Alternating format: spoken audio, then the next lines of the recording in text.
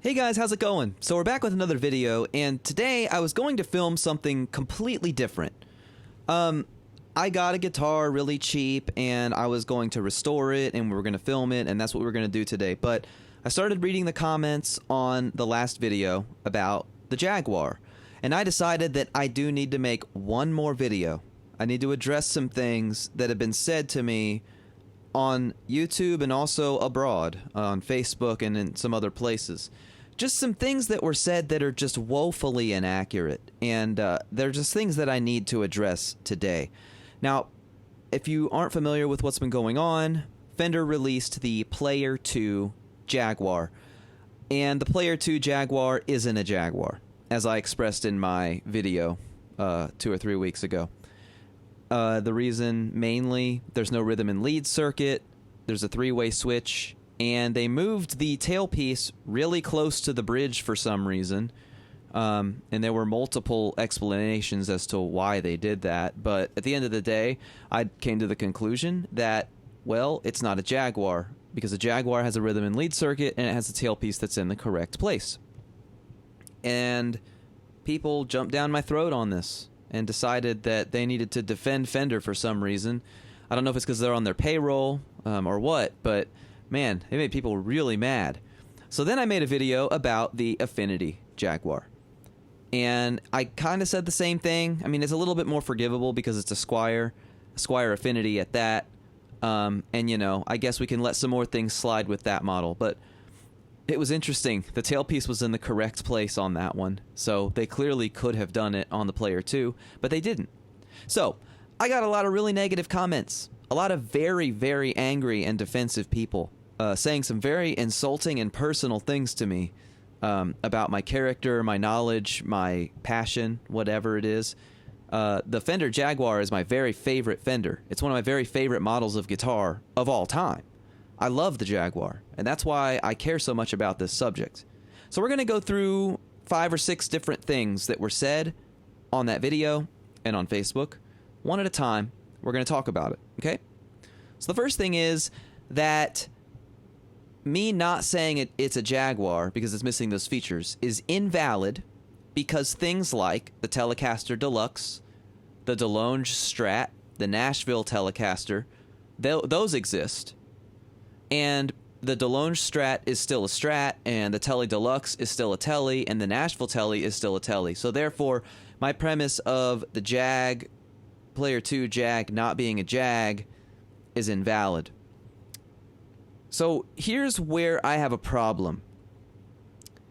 Those models did not replace the Telecaster or the Stratocaster. The base models of what those are still what they are. A Telecaster with 2 single coils, a Strat with 3 single coils. And the other thing is, those carry a moniker that makes them distinctly different models. If I say Fender Telecaster, you're not going to say which kind of Fender Telecaster. You're going to know. It's going to have 2 single coils at least. 2 single coils with a volume and a tone and a 3-way switch. You know that's going to be a Telecaster, right? If I say it's a Fender Telecaster, that's what a Fender Telecaster is. If I say a Telecaster Deluxe, you know I'm talking about something different because I've added the word Deluxe after. Nashville Tele, I've added the word Nashville to it. DeLonge Strat, you know you're only going to get one humbucker because I said DeLonge instead of just Strat. My point is, those have distinct submodels that make them what they are. So the premise that, well, I guess the DeLonge Strat isn't a Strat, that's not valid because those didn't replace completely the base model. For about $150, you can buy a Strat. That is a Strat, 3 single coils, or a Tele. That is a Tele, 2 single coils. You cannot do the same with a Jag. With a Jag, you get some abomination that's got a 3-way switch and Strat pickups instead of Jag pickups. So there's that. Second point I wanted to talk about.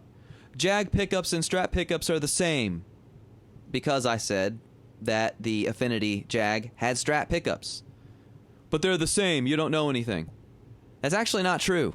The Jag pickups, if you actually take 5 seconds to research this, were wound a little bit hotter because Leo wanted them to have more punch. So while in design they were basically the same, they weren't actually the same. The other major difference is they had the metal claw surrounding the pickup cover. That kind of helps give the Jaguar its aggressive bite and punch that we all know and love. So no, they're not the same. The next point that I wanted to address, people were saying, well, if you want vintage spec, then you should just buy a Vintera. And I just find that to be a ludicrous suggestion. It's a completely ludicrous suggestion. Why? Well, you don't have to spend more than $100 or $200 to get a vintage spec Tele or Strat. Nobody says, it's a vintage spec Strat. It's a vintage spec Tele. No, it's a Tele. It's a Strat. You don't have to define that it's vintage spec. That's absolutely bonkers to me that people are going to suggest, well, if you want it to be vintage accurate, then you need to get a vintage reissue. No, you don't. You don't have to do that with any other model. So I'm going to call bull on that. The next thing that people said was the body shape dictates what the model is, which I understand that argument, but it's not correct. Is the Squire 51 a Strat because it has a Strat body? No, it isn't.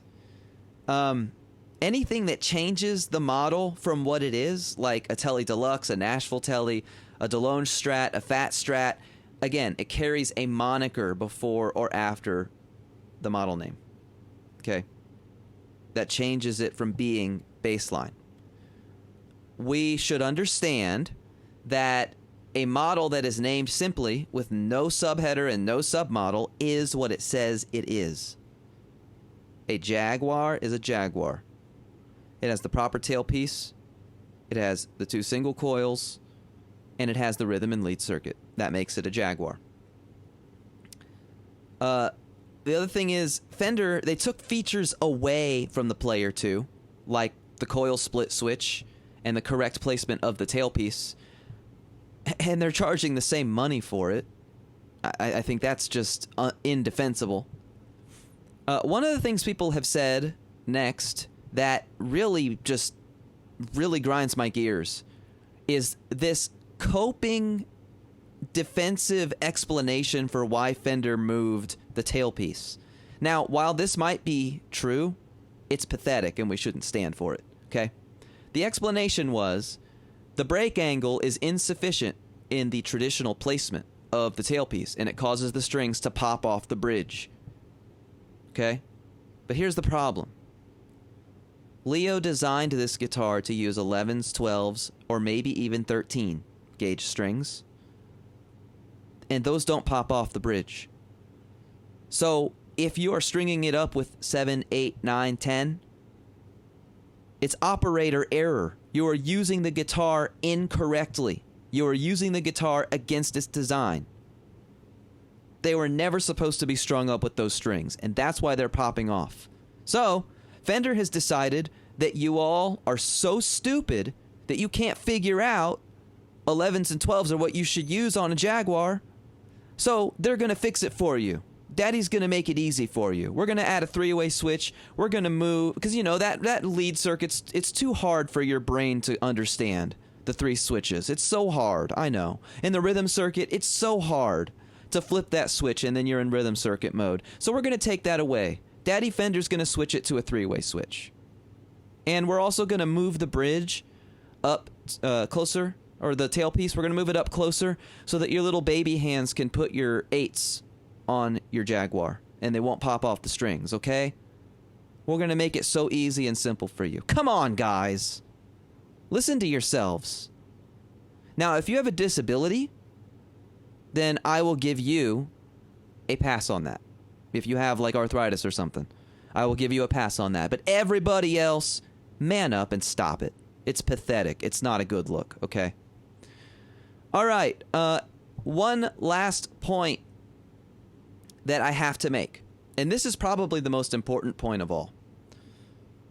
I cannot believe that people are arguing with me because I said that taking features away, charging the same or more money is a bad thing.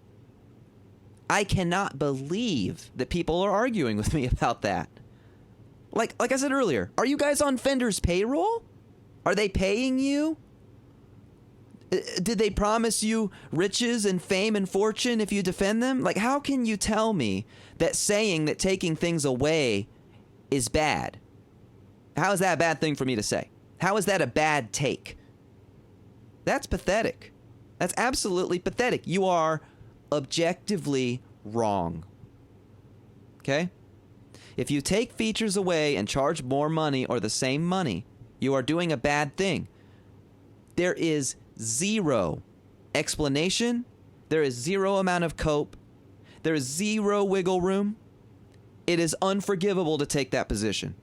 Absolutely unforgivable. And if you think that taking things away and charging the same or more is okay, then the entire breadth of your knowledge, your experience, and your opinions on guitars, their value, what they're worth to the working man, to the normal person, the normal human being with a functioning brain, it's all invalid. Nobody should listen to you. Because that is just a very basic premise that we should all understand. Okay? Now, if we're talking about... No, there is no concession. I was going to give you one, but thought about it. No, I'm not going to give it to you. So, in conclusion, I'm going to tell you this. Buy a Squier Classic Vibe or a Vintage Modified, because those are real Jaguars. They have the correct placement of the tailpiece. They've got the correct pickups. They've got the rhythm and lead circuit. They are fantastic guitars. Absolutely amazing. I've got a Vintage Modified Jaguar, and I love it. I absolutely love it. It is a great guitar. I own 5 Gibsons, and I own about 50 other guitars, and that Squier VM Jag is one of my best guitars. I absolutely love it. So go buy one. On my last video, I told you to go buy one new so that you could show Fender, hey, look where we're putting our money. Pay attention. But I'm going to tell you now, take it a step further. Buy it used. Don't give Fender any of your money. Make them wonder why their Jags are selling so poorly. They're leaving us in the dust. The sad thing about this whole situation is I would have bought, if they put the circuits in there, and if they would have put the right pickups, and if they would have done everything the way they were supposed to, I would have bought a player too. If they would have done a little bit more than the bare minimum, I would have bought a Affinity Jag, because I love Jaguars. They're my favorite Fender.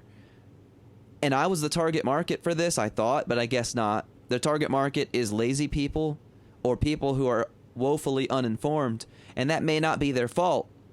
And if that's the case, it is our responsibility to call Fender out for this. In conclusion, I want to address somebody specific. I'm not going to say your name. But it was said to me, you are an insignificant content creator. Your opinion doesn't matter. So stop talking. And I find that sentiment to be almost funny. Because it takes a lot of little guys to institute change, or one big guy to institute change. And sometimes all it takes for the big guy to institute change is for all the little guys to speak up at the same time. So yeah, I'm a little guy. Yeah, I'm insignificant compared to these other gigantic channels with millions of followers, but I am trying to do something worthwhile with my time. I'm trying to save our hobby. I'm trying to make our hobby more accessible and honest. I'm trying to hold Fender and Gibson and all these other companies accountable for the things that they're doing, because I want to like them. I want to embrace the heritage and culture that they've created, because they deserve credit for it. But they've got to earn our continued loyalty. And part of that comes with not misnaming, mislabeling, and underperforming and giving us bad products. Thank you very much for watching. I appreciate all of you. Please like and subscribe. Please join the Discord if you haven't already. I'm going to leave a link for a Classic Vibe Jaguar. It will be new, though. I told you to buy used, so go buy used. But if you can't find a used one, use my link in the description, and you can buy a used Classic Vibe Jaguar. Thank you very much again for watching. I appreciate all of you. See you next time, and keep on rocking.